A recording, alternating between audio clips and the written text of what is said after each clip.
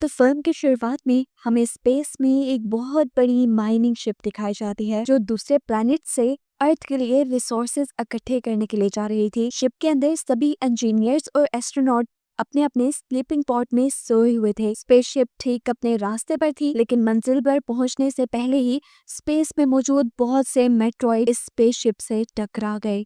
Meteoroids का size बहुत बड़ा था, जिससे इस माइनिंग शिप को अच्छा खासा नुकसान पहुंचा। अभी इसके पॉड स्पेसशिप से छूट कर इमरजेंसी लैंडिंग करने लगे और ऐसे ही एक एस्केप पॉड में हमें एंडी को दिखाया गया। वो हाइबरनेशन ड्रग्स की वजह से सो रहा था, लेकिन स्पेसशिप के खतरे में आते ही उसका एआई उसे जगाता है और उसे इमरजेंसी लैंडिंग के लिए तैयार करता है। उसकी सूट की ऑक्सीजन फुल करता है, जिसके बाद एआई के ही रोबोटिक आर्म्स उसे एक अजीब सा सूट पहना देते हैं। एंडी के पॉड से बाहर देखा गया तो एंडी जैसे बहुत से और एस्केप पॉड्स तेजी से किसी दूसरे प्लेनेट पर लैंड कर रहे थे, लेकिन वहां का एटमॉस्फेयर अच्छा ना होने की वजह से कई पॉड उस प्लेनेट पर लैंड करने से पहले ही ब्लास्ट हो जाते हैं और उसमें मौजूद एस्ट्रोनॉट्स और इंजीनियर्स मारे जाते हैं। इन्हीं सभी पॉड्स के साथ एंटी का पॉड भी इसी प्लेनेट के पहाड़ी इलाके पर क्रैश लैंड करता है। क्रैश लैंडिंग की वजह से एंडी अपने पॉड में ही बेहोश हो गया और उसे होश आया अपनी फैमिली की यादों से। एंडी के होश में आते ही एंडी का एआई उसे फौरन इस पॉड से निकल जाने को कहता है, लेकिन पॉड में खराबी की वजह से वहाँ की सारी ओपनिंग जाम हो गई थी। एंडी ने जब अपने इमरजेंसी इक्विपमेंट्स देखे तो उसमें फ्लेयर गन भी नहीं थी, क्योंकि एंडी एक छोटा इंजीनियर था और उनकी कंपनी ने सभी फ्लेयर गन्स सीनियर्स को दी थी। वो अकल लगाता है यहाँ और अपने पास पड़ी हुई एक हथौड़ी टाइप किसी चीज से अपने पॉड की विंडो तोड़कर बाहर निकलने की कोशिश करता है, लेकिन खिड़की के टूटे हुए कांच ने उसके सूट को डैमेज करना शुरू कर दिया था, जिसमें से ऑक्सीजन बाहर निकलने लगी थी। और उसने अंदर आकर अपने सूट को सील किया और तभी उसके एआई ने उसे बताया कि तुम्हारा पॉड जलने लगा है, जान बचानी है तो जल्दी इसमें से बाहर निकलो। बिना एक भी मिनट जाया किए वो अब पॉड से बाहर निकल ही आया, जिसके बाद उसका पॉड तबाह हो गया और अचानक उसे आसमान में आग भी जलती हुई दिखाई दी। हवा में उड़ती हुई ये आग उसी की तबाह हुई स्पेसशिप थी जो इसी प्लेनेट पर आकर गिर जाती है। उसके गिरने की वजह से यहाँ पे एक बहुत बड़ा धमाका सुनाई देता है, जिसकी लहर ने एंडी को भी उठाकर कई किलोमीटर यहाँ से दूर फेंक दिया था। इस सब के बाद जब एंडी को होश आया तो एंडी ने अपनी एआई से पूछा कि वो इस टाइम कहाँ है। उसका एआई बताता है कि वो एक अननोन जगह पर है, एक ऐसे प्लेनेट पर है जिसे अभी किसी ने डिस्कवर ही नहीं किया। एंडी जब बाकी सर्वाइवर्स के बारे में पूछता है तो उसके बारे में भी अब एआई को कुछ पता नहीं था, क्योंकि सभी उससे काफी दूर थे। नाचार वो यहाँ बैठने ही वाला था कि उसे कुछ दूरी पर रोशनी दिखाई दी, जिस रोशनी की तरफ उसने बढ़ना शुरू किया। रास्ते में उसे उसकी शिप भी दिखाई दी जो बुरी तरह तबाह हो चुकी थी। वो इसे इग्नोर करते हुए आगे बढ़ जाता है। उसने सिर्फ शिप को ही इग्नोर नहीं किया, बल्कि शिप के ऊपर अजीब किसी के पंजों के और खूनों के निशानों को भी इग्नोर कर दिया था, जो उसके लिए खतरा साबित हो सकते थे। लाइट के पास पहुंचने पर उसकी खुशी का कोई ठिकाना ही नहीं था, क्योंकि वहां पर उसी के साथ का एक और सर्वाइवर मौजूद था, जो भी एंडी को जिंदा देखकर बहुत खुश होता है। अब इस एस्ट्रोनॉट का ख्याल था कि इन दोनों के अलावा कोई भी सर्वाइव नहीं कर पाया। डिवेन इनकी शिप के कम्युनिकेशन सेंटर में काम करता था और उसे अर्थ पे सिग्नल भेजना बहुत अच्छे से आते थे। उसने अर्थ पे सिग्नल भेजने के लिए यहाँ पर एक सेटअप भी लगा लिया था। वो एंडी को बताता है कि यहाँ से अर्थ तक एक पैगाम जाने में भी पूरे 8 माह लग जाएंगे और अर्थ से यहाँ तक कोई भी इमरजेंसी शिप आने के लिए पूरे 2 साल का वक्त लगेगा। लगभग 3 साल इन्हें यही रहकर सरवाइव करना होगा और फिर कहीं जाकर उम्मीद बंधेगी वापस अर्थ पर जाने की। ये सुनकर एंडी तो बस उदास ही हो गया, क्योंकि उसे लग रहा था कि वो लोग नहीं जा पाएंगे वापस। तब डिवेन उसे हौसला देता है और कहता है कि अपने अंदर उम्मीद की किरण जलाए रखो, हम जरूर वापस जाएंगे। एंडी पूछता है हम सरवाइव कैसे करेंगे। जवाब में डिवेन कहता है जितने भी लोग यहाँ पर मरे हैं हम उनके गोश्त पे पूरे 3 साल तक जिंदा रह सकते हैं, क्योंकि यहाँ पर ठंड भी काफी ज्यादा है और ऐसे में डेड बॉडीज खराब भी नहीं होंगी। ना चाहते हुए भी एंडी को उसकी सारी बातें माननी पड़ती हैं। इनकी इन्हीं बातों के दौरान एंडी का पाँव एक वायर में फंसता है और वायर इक्विपमेंट से उतर जाते हैं, जिसे लगाने के लिए एंडी पीछे मुड़ जाता है। जब वो वायर लगा रहा था तो हमें देखने को मिला एक अजीब बड़ी सी क्रिएचर ने उसके साथी के ऊपर हमला करके वो उसे वहां से ले गया। और एंडी ने जब पीछे देखा तो उसका साथी कहीं भी नहीं था। वो कंफ्यूज हो गया कि आखिर इतनी जल्दी कोई गायब कैसे हो सकता है। वो तो चला गया था, लेकिन अब एंडी को तो अर्थ पर मैसेज भेजना था। वो डिवेन के बताए हुए तरीके से उसकी मशीन इस्तेमाल करता है और अर्थ पर मैसेज भेज देता है। यहाँ से उसने डिवेन की गन भी ले ली थी, क्योंकि आगे चलने पर ये इसके बहुत काम आने वाली थी। आगे बढ़कर यहाँ रहने के लिए एंडी अब कोई ठिकाना ढूंढ रहा था। लेकिन दूर दूर तक उसे कोई ठिकाना नजर नहीं आता। उसका एआई उसे बताता है कि उसके सूट में अब इतनी ज्यादा ऑक्सीजन भी नहीं रही। ये सुनकर उसकी फ्रस्ट्रेशन और बढ़ जाती है और वो जोर जोर से चिल्लाने लगता है। लेकिन तभी उसके रेडियो पर उसे किसी की आवाज सुनाई दी। ये नाओमी की आवाज थी, उसकी सीनियर एस्ट्रोनॉट जो भी सर्वाइव कर गई थी। इस टाइम नाओमी उससे कॉन्टेक्ट करके और उसे बताती है कि मेरी टांग मेरे पॉट में फंस गई है, प्लीज आकर मुझे बचाने में मेरी मदद करो। लेकिन एंडी का एआई स्कैन करके बताता है कि नाओमी का पॉट उससे इतना दूर है कि 2 दिन उसे चलकर जाने में लग जाएंगे और इतनी ऑक्सीजन उसके पास नहीं है। तब नाओमी उससे कहती है तो मेरे पास आओ, मेरी मदद करो, मेरे पास ऑक्सीजन काफी है जिससे हम दोनों जिंदा रह सकते हैं। अपने एआई की बातों को इग्नोर करते हुए वो नाओमी की जान बचाने के लिए निकल चुका था। दिन से रात हो गई, चलते चलते वो थक भी गया और तभी उसे अचानक पीछे से खौफनाक किसी के हुर्राने की आवाज आई। पीछे मुड़कर जब उसने देखा तो उसे तो वहाँ कोई नजर नहीं आ रहा था। उसने एआई को भी स्कैन करने को कहा, लेकिन एआई भी अंधेरे में ज्यादा कुछ नहीं स्कैन कर पाया और एआई ने वजह बताई कि कंपनी ने जूनियर्स को पुराने मॉडल का एआई दिया था जो अंधेरे में ज्यादा स्कैनिंग नहीं कर सकते और ये सब उन्होंने पैसा बचाने के लिए किया था। ये सुनकर एंडी को और शौक लगता है। एंडी को लग रहा था कि यहाँ कहीं कोई क्रिएचर है, लेकिन एंडी ने इसे अपना वहम समझा क्योंकि कोई क्रिएचर अभी तक उसने अपनी आंखों से नहीं देखी थी। थोड़ी आगे बढ़ने पर उसे जमीन पे अजीबोगरीब होल दिखाई दिए जो किसी के पाँव के निशान लग रहे थे। इनका पीछा करते हुए वो आगे पहुंचा तो उसे एक बहुत बड़ा होल दिखाई दिया और वो समझ गया कि यहाँ पर मकड़ी की तरह की कोई क्रिएचर रहती है और ये बात वो नाओमी को भी इन्फॉर्म कर देता है।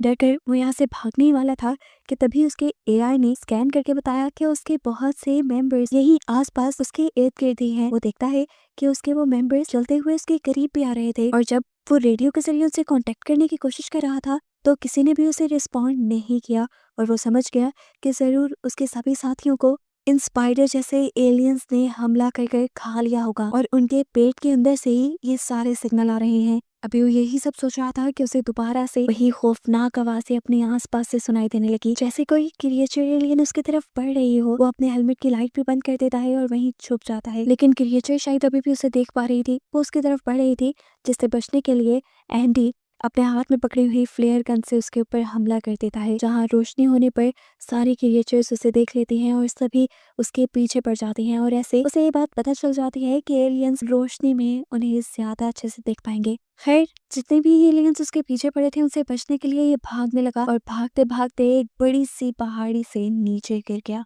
हैरानकुन तौर पर इतने बड़े हादसे के बाद भी एंडी बच गया था। ऊपर से वो क्रिएचर उसके ऊपर गुर्रा रहा था क्योंकि वो क्रिएचर नीचे नहीं आ सकता था और उसके पेट में हम 4 एंडी जैसे और लोगों के भी सिग्नल देख पा रहे थे। यहाँ गिरने के बाद एंडी का सूट फट चुका था, उसके सूट से ऑक्सीजन बाहर निकल रही थी, इसीलिए वो अपने एक स्प्रे से अपने सूट को सील करता है और तभी उसे रेडियो में किसी की आवाज सुनाई देती है। ये ड्वेन था जिसे हमने पहले भी देखा था। ड्वेन उसे कहता है मेरी मदद करो, मैं इस क्रिएचर से लड़ रहा हूँ। एंडी भी ये जानकर हैरान हुआ था कि ड्वेन अभी तक जिंदा है, लेकिन अभी उसके अंदर इतनी हिम्मत नहीं थी कि वो पहाड़ी पर चढ़कर दोबारा उस क्रिएचर के पास जाए और ड्वेन की मदद करे। तब नाओमी उसे हौसला देती है और कहती है मैं जानती हूँ तुम थक तो गए होगे, लेकिन तुम्हें ड्वेन की मदद करनी चाहिए ताकि हमारे सर्वाइवल के चांसेस और बढ़ जाएं। ये सोचकर और नाओमी की बात मानते हुए वो पहाड़ी के ऊपर चढ़ने लग जाता है।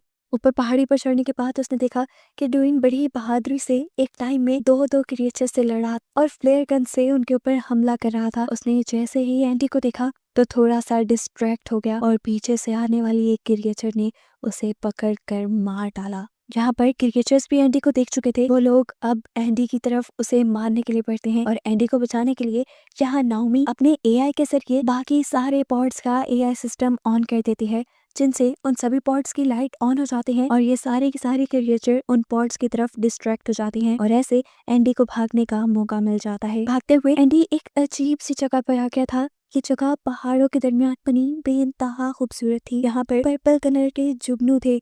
कुछ देर के लिए तो एंटीन की खूबसूरती में खो गया। अचानक एक जुगनू आकर उसके हेलमेट पर बैठ गया। हेलमेट पर बैठते ही उस जुगनू का रंग लाल हो गया और ऐसे ही बहुत सारे जुगनू अब उसके सूट पे भी आकर बैठ गए। सूट पर बैठते ही इन सारे जुगनुओं ने उसके सूट को डैमेज करना शुरू कर दिया था, जिससे वो जान गया कि ये जुगनू भी खतरनाक हैं। इसीलिए फौरन इन जुगनुओं को अपने सूट से हटाते हुए वो यहाँ से भाग निकला। भागते हुए अब उसका पाँव एक अजीब से कीड़े में आ फंसा था उसने देखा कि ये कोई गधा नहीं था बल्कि एक मॉन्स्टर ही था, एक बड़े से मुंह वाला मॉन्स्टर जो उसे पकड़ कर निकलने लगा।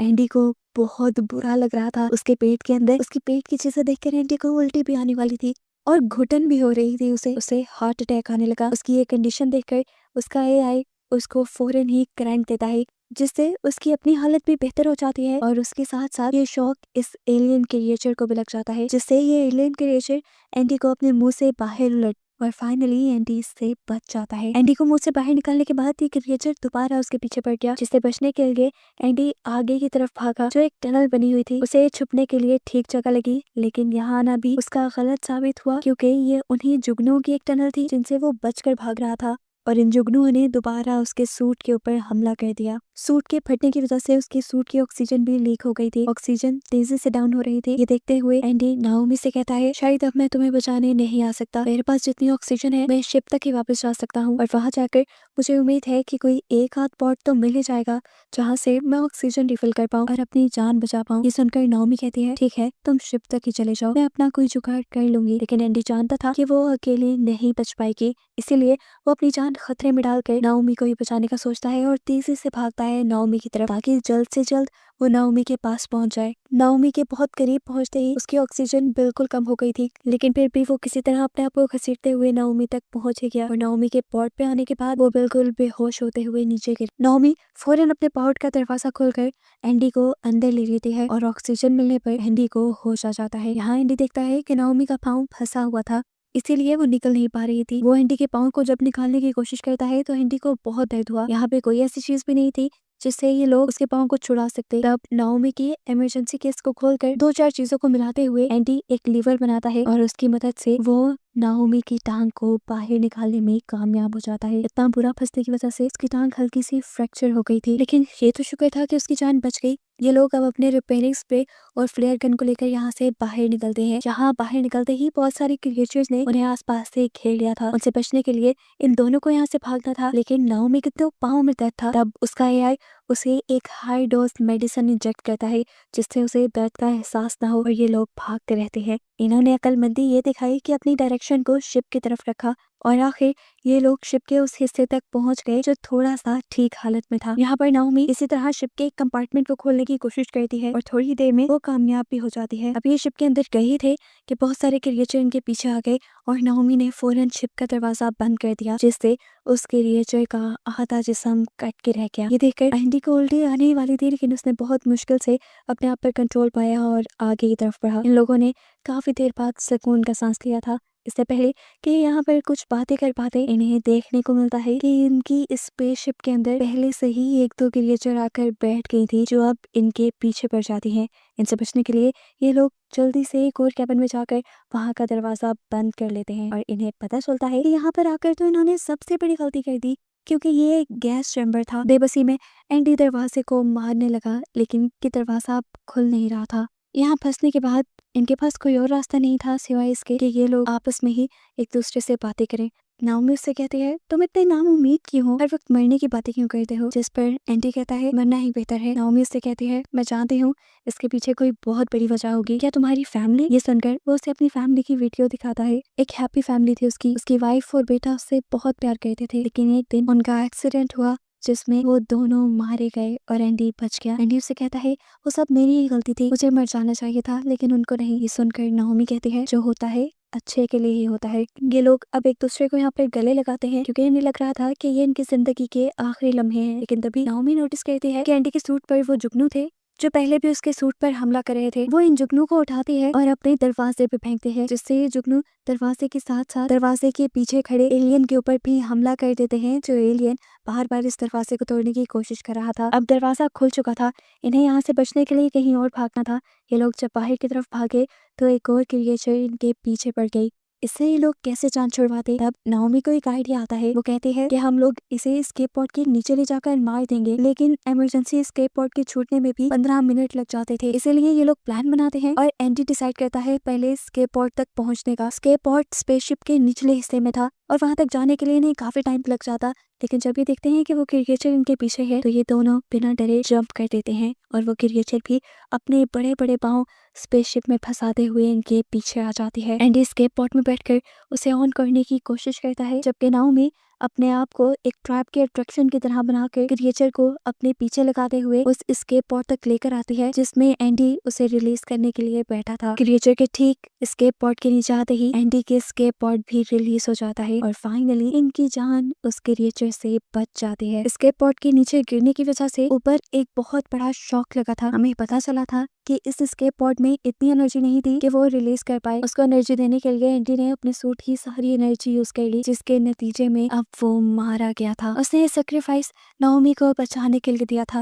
नाओमी ये बात समझ गई थी। उसे मरा हुआ देखकर वो यहाँ फूट फूट कर रोने लगी, लेकिन अगले ही सेकंड एंडी ने आंखें खोल दी और यहाँ रिवील हुआ कि एंडी मरा नहीं था, वो सिर्फ बेहोश हुआ था। उसे जिंदा देखकर नाओमी की जान में जान आती है। ये लोग इस टाइम इतने इमोशनल थे कि एक दूसरे से कुछ भी नहीं कह पाए। अचानक इनके मुंह पे रोशनी टकराई और इन्होंने देखा कि सुबह हो चुकी थी। ये लोग अपने स्पेसशिप की विंडो की तरफ आते हैं और इस अजीबोगरीब खतरनाक प्लेनेट की खूबसूरती को देखने लगते हैं। जो भी था, ये तो इन दोनों ने माना था कि ये प्लेनेट था बहुत खूबसूरत और अब अगले 3 साल तक इन्हें इसी प्लेनेट पर रहना था, क्योंकि 3 साल बाद ही कोई शिप इन्हें यहाँ रेस्क्यू करने के लिए आती। 3 साल तक ये लोग एक दूसरे का साथ देने वाले थे और इंतजार करने वाले थे। यहाँ नाओमी एंडी का हाथ पकड़ लेती है और बस यही दिखाते हुए ये मूवी यहाँ खत्म हो जाती है।